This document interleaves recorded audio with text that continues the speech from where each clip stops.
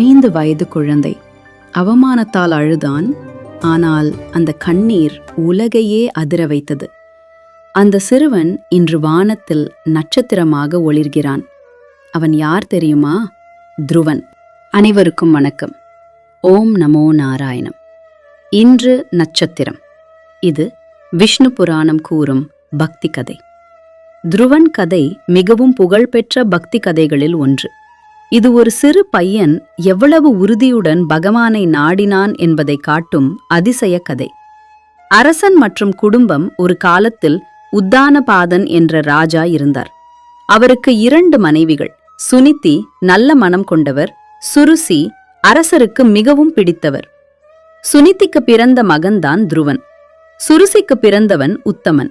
துருவனின் அவமானம். ஒரு நாள் துருவன் தன் தந்தையின் மடியில் அமர முயன்றான்.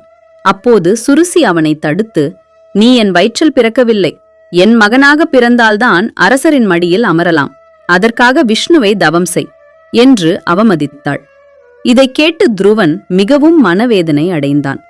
தனது சிற்றன்னையால் அவமதிக்கப்பட்ட துருவன் காட்டை நோக்கி புறப்பட தயாரானான். அப்போது அவன் தாயான சுனிதி கூறினாள், "நம்மை காக்கக்கூடியவர் மகாவிஷ்ணு மட்டும்தான். அவரை நாடு மகனே." அந்த 5 வயது குழந்தை காட்டிற்கு சென்று கடுமையான தவம் செய்தான். அப்போது நாரதர் வந்து அவனுக்கு ஓம் நமோ நாராயணாய என்ற மந்திரத்தை உபதேசித்தார். துருவனின் தவம். துருவன் 6 மாதங்கள் கடுமையாக தவம் செய்தான். முதல் மாதம் பழம் மட்டும், அடுத்த மாதம் இலைகள், பின்னர் நீர், கடைசியில் சுவாசமும் குறைத்து அவனின் பக்தி உலகையே அதிர வைத்தது. உண்மைதான், வெறும் 5 வயது பாலகன் செய்த அந்த மிக கடுமையான தவம் 30 முக்கோடி தேவர்களையும் ஒட்டுமொத்த பிரபஞ்சத்தையுமே அதிரச் செய்தது. ஒவ்வொரு மாதமும் அவர் உணவை குறைத்து இறுதியில் காற்றையே உணவாக உண்டு. ஒற்றை காலில் நின்ற அந்த பக்தி ஈடு இணையற்றது. குழந்தை துருவனின் அந்த தீவிரமான தவக்கோலத்தை பார்த்த விஷ்ணு இறுதியில் மகாவிஷ்ணு நேரில் காட்சி தந்தார். பகவான் கேட்டார், "என்ன வேண்டும் மகனே?"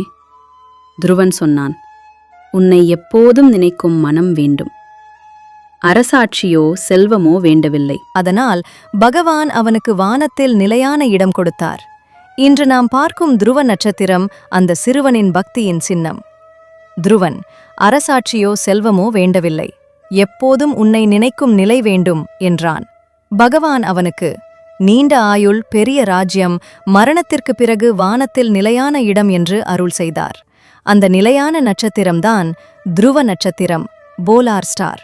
இன்று நாம் வானத்தில் காணும் துருவ நட்சத்திரம் அவன் பக்தியின் சின்னம். கதையின் உபதேசம். வயது சிறியது முக்கியமல்ல, மன உறுதி முக்கியம். அவமானம் வந்தாலும் பகவானை நம்ப வேண்டும். உண்மையான பக்தி எப்போதும் பலிக்கும்.